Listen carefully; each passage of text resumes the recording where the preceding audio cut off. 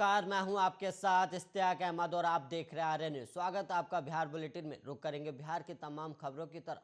बिहार में 3,526 नए कोरोना संक्रमित मिले हैं और इसके बाद अब एक्टिव केस 33,122 हो गए और वहीं पटना में 1,035 नए केस सामने आए और बिहार में संक्रमण दर 3.45% है और पटना की बात की जाए तो पटना में 16% है और इधर नालंदा मेडिकल कॉलेज और हॉस्पिटल में सोमवार को 3 नए संक्रमित भर्ती हुए हैं और जबकि पहले से भर्ती 7 संक्रमितों की ठीक होने की छुट्टी दी गई थी और वहीं अस्पताल में भर्ती संक्रमितों की कुल संख्या अब 14 हो गई है और पटना के बिहटा स्थित आईआईटी अमरोहा सेंटर में 20 से अधिक छात्रों और प्रोफेसरों के कोरोना पॉजिटिव होने के बाद कॉलेज में हड़कंप मच गया और सभी संक्रमित छात्रों और प्रोफेसर के लिए कॉलेज कैंपस में ही अलग से क्वारंटीन रूम की व्यवस्था की गई है और कॉलेज के प्रभारी पीआरओ डॉक्टर राजेंद्र प्रमाणिक ने बताया कि नए साल की पार्टी के बाद कोरोना विस्फोट हुआ है और सभी छात्रों को कोरोना वैक्सीन की डोज पूरा करने के लिए कॉलेज कैंपस में ही टीके का स्पेशल ड्राइव भी चलाया जा रहा है।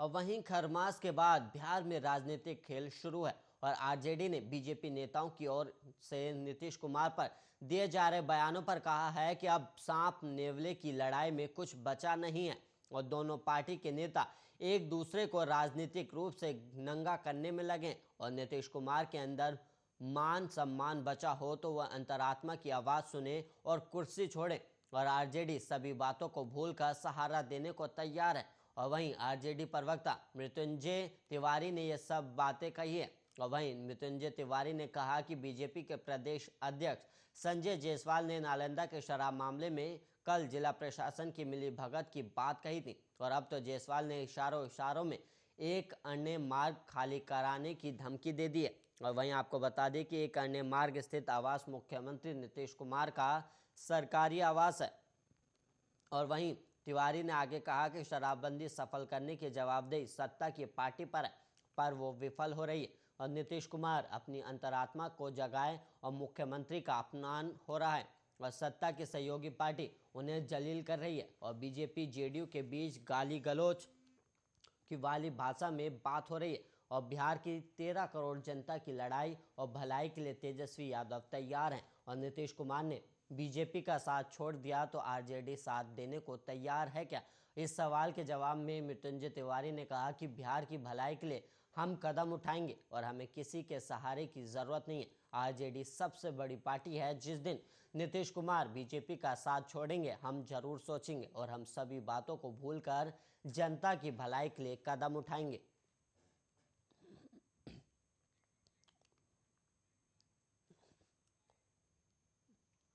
और वहीं बिहार में कोरोना वैक्सीन की 12 डोज लेने वाले ब्रह्मदेव मंडल को पुलिस ने थाने से ही बेल दे दी है और वहीं बताया जाता है कि मंडल सोमवार को मधेपुरा के पुरैनी थाना पहुंचे जिसके बाद उन्हें बेल मिल गई और कोरोना वैक्सीन की 12 डोज लेकर सुर्खियों में आने के बाद 8 जनवरी को स्वास्थ्य विभाग ने उन पर धोखाधड़ी का केस दर्ज कराया था और तब से उन्होंने अपना फोन बंद कर लिया था और घर से फरार थे और वहीं बेल मिलने की जानकारी पुरैनी थाना अध्यक्ष दीपक चंद्र दास ने दी है। वहीं बताया जा रहा है कि ब्रह्मदेव मंडल को पुरैनी थाना ने हाजिर होने का नोटिस दिया था और इसके बाद वो सोमवार को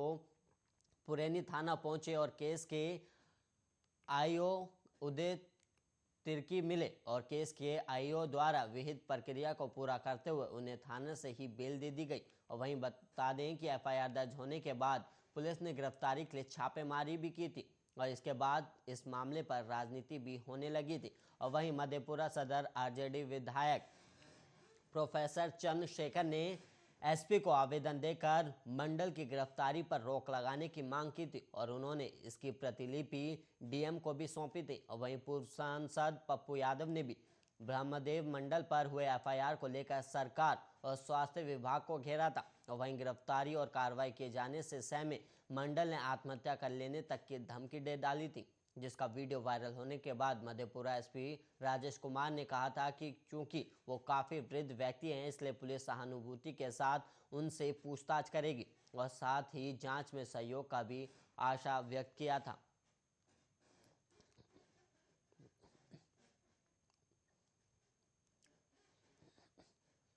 और वहीं दूरदर्शन पर बोर्ड परीक्षार्थियों के लिए क्रैश कोर्स का संचालन किया जा रहा है। और वहीं आपको बता दें कि कोरोना काल में शिक्षण संस्थानों के बंद होने के आदेश के बाद सरकार की ओर से छात्रों की पढ़ाई जारी रखने के लिए कई कदम उठाए जा रहे हैं। और इसी कड़ी में बिहार शिक्षा परियोजना की ओर से दूरदर्शन के माध्यम से बोर्ड परीक्षार्थियों के लिए क्रैश कोर्स कराया जा रहा है। और निर्धारित समय पर दूरदर्शन पर मैट्रिक इंटर के परीक्षार्थियों को विशेषज्ञों द्वारा जानकारियां दी जाएंगी। इसके अलावा आपको बता दें कि मेरा दूरदर्शन मेरा विद्यालय कार्यक्रम के तहत बच्चों को दूरदर्शन के माध्यम से पढ़ाने का निर्णय लिया गया। और दूरदर्शन पर सुबह 9 बजे से कार्यक्रम की शुरुआत होगी और सुबह 9 से 10 बजे तक कक्षा 6ठी से लेकर 8वीं तक के बच्चों को क्लास दी जाएगी, जबकि 10 से 11 बजे तक 9वीं और 10वीं के बच्चों की पढ़ाई होगी। वहीं 11 से 12 बजे तक 11वीं और 12वीं के बच्चों को पढ़ाया जाएगा। और सरकारी और निजी शिक्षण संस्थानों में ऑनलाइन शिक्षण को बढ़ावा दिया जा रहा है।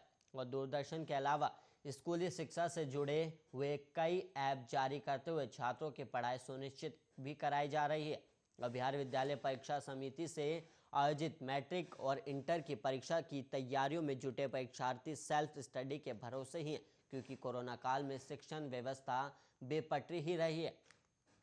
और स्कूलों में छात्रों का सिलेबस तक नहीं पूरा हो पाया। और सरकारी और निजी स्कूल कॉलेजों में अध्ययनरत मैट्रिक और इंटर के छात्र कोचिंग संस्थानों और ऑनलाइन पढ़ाई के जरिए ही अपना सिलेबस पूरा करने में जुटे। और कोरोना की वजह से परीक्षा की तैयारियों में जुटे छात्रों को कई परेशानियों का भी सामना करना पड़ रहा है।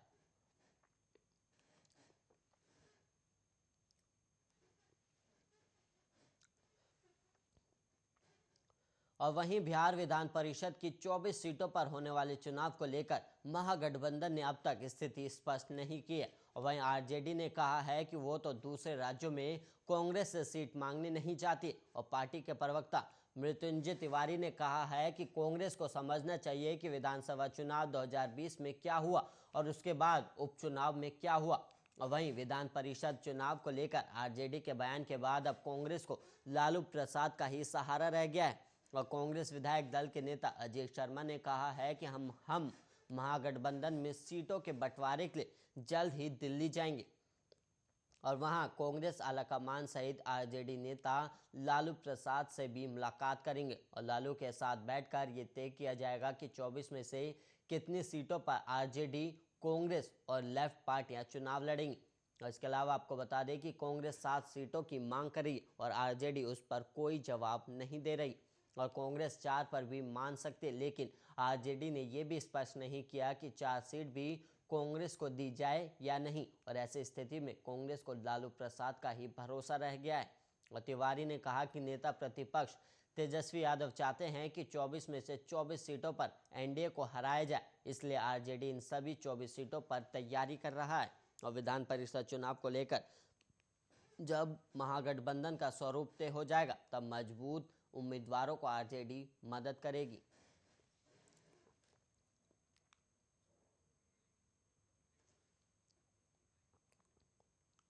बिहार के नगर पंचायतों, प्रखंडों और पंचायत शिक्षकों के लिए वेतन मद में 9.14 अरब डॉलर जारी किया गया। और शिक्षा विभाग ने ये राशि 66,104 नियोजित शिक्षकों के लिए जारी की है। ये वैसे शिक्षक हैं जो प्राइमरी कक्षाओं में पढ़ाते। और वहीं जानकारी है कि इस राशि से जनवरी, फरवरी और मार्च का वेतन जारी किया जाएगा। और करीब 2.5 लाख से अधिक शिक्षकों के वेतन के लिए राशि समग्र शिक्षा अभियान के तहत जल्द जारी की जाएगी। और इसके अलावा आपको बता दें कि राज्य के प्रारंभिक स्कूलों में नियोजित शिक्षकों की कुल संख्या 3,23,000 है। और वहीं जारी की गई राशि स्थापना मद से जुड़ी है। और इस राशि के तहत नगर निगम क्षेत्र के नियोजित शिक्षकों के लिए 54 करोड़, नगर परिषद के शिक्षकों के लिए 74 करोड़ और नगर पंचायतों के शिक्षकों के लिए अब 1 अरब रुपए से अधिक की राशि जारी की गई है। और इसी तरह प्रखंडों और पंचायतों के तहत राशि जारी की गई। और पटना, भागलपुर, दरभंगा, गया, मुंगेर, मुजफ्फरपुर, नालंदा और पूर्णिया नगर निगम के 1,239 विशेष शिक्षकों के समेकित भुगतान के लिए अलग अलग कुल 18 करोड़ से ज़्यादा की राशि जारी की गई। और वहीं वेतन राशि का किसी अन्य मद में उपयोग नहीं किया जा सकता है।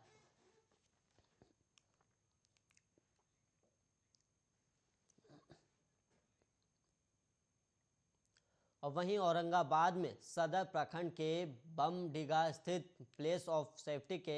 एक बाल कैदी का वीडियो सामने आया और वीडियो में एक बाल कैदी कंबल नहीं मिलने की शिकायत मारपीट करने की बात भी कह रहा है। और वहीं बाल सुधार गृह में बंद कैदी का वीडियो वायरल होने के बाद तरह तरह के सवाल उठने लगे और आखिर सुधार गृह के अंदर मोबाइल कहां से पहुंचा। और इस संबंध में बाल संरक्षण पदाधिकारी सह बाल सुधार गृह प्रभारी सुजीत कुमार ने कहा कि मामले की जांच चल रही है और वायरल वीडियो में एक बाल कैदी बता रहा है कि वो प्लेस ऑफ सेफ्टी के अधीक्षक विक्रम आदित्य पाल से कंबल समेत अन्य सामग्री नहीं मिलने की शिकायत किया था और जिसके बाद प्लेस ऑफ सेफ्टी के अध्यक्ष और उनके सहयोगी ने मिलकर उसकी पिटाई कर दी। और वीडियो में वो अपने हाथ, पैर और पीठ पर लगे चोट के निशान भी दिखा रहा है और वीडियो 2 दिन पहले की बताई गई। और वहीं पीड़ित कैदी सिवान जिले के असफ थाना का रहने वाला है और वो एक आपराधिक मामले में सिवान जेल में बंद था, जहां से उसे औरंगाबाद प्लेस ऑफ सेफ्टी में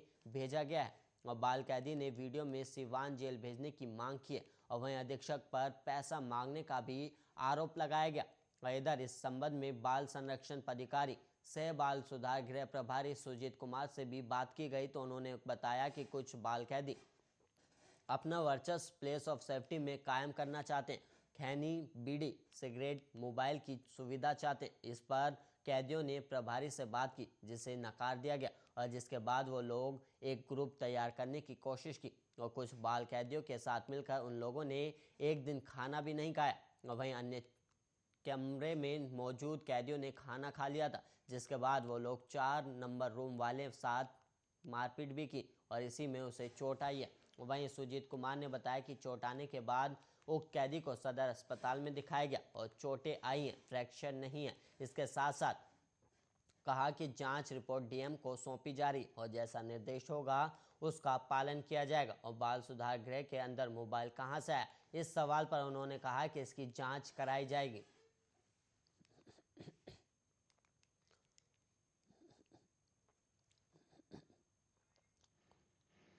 खगड़िया जिले के बेलदौर थाना क्षेत्र के कंजरी पंचायत अंतर्गत बिनटोली हत्या गांव में मकर संक्रांति को लेकर लगे मेले में जमकर मारपीट हुई और घटना रविवार देर रात की है। और मकर संक्रांति के मौके पर गांव में 14 जनवरी को 3 दिवसीय मेले का आयोजन हुआ था और आयोजकों की तरफ से कोविड नियमों की जमकर धज्जियां उड़ाई गई और यहां तक कि भीड़ लगाने और ऐसे आयोजनों पर रोक के बावजूद आयोजकों ने इसका आयोजन कराया था। और वहीं बेलदौर के कंजरी पंचायत अंतर्गत बिनटोली हत्या गांव में मेले का आयोजन बगैर प्रशासन से अनुमति का लगाया गया था और स्थानीय लोगों का कहना है कि कोरोना काल में ऐसे आयोजन पर रोक के बावजूद मेला समिति की ओर से आयोजन किया गया और ये कार्य कानून को ठेंगा दिखाता है। और लोगों की माने तो गैर कानूनी रूप से आयोजित इस मेले में कोरोना प्रोटोकॉल की जमकर धज्जियां उड़ाई गई और मेले में सैकड़ों की संख्या में लोगों का जमघट लगाया गया था। और लोगों ने बताया कि मेले के दौरान ही रविवार 16 जनवरी की देर रात 2 गुटों की भिड़ंत हो गई, जिसमें कई लोग घायल भी हुए और वहीं बताया जा रहा है कि महिलाओं पर छीटाकंशी के बाद ये झड़प हुई। और थाना अध्यक्ष संतोष कुमार ने बताया कि कोरोना को लेकर ऐसे आयोजनों पर प्रतिबंध है और उन्होंने ये भी बताया कि मेले के आयोजन में जो लोग शामिल थे सभी पर एफआईआर दर्ज की गई है और वहीं साथ ही मारपीट की जांच अभी की जाएगी।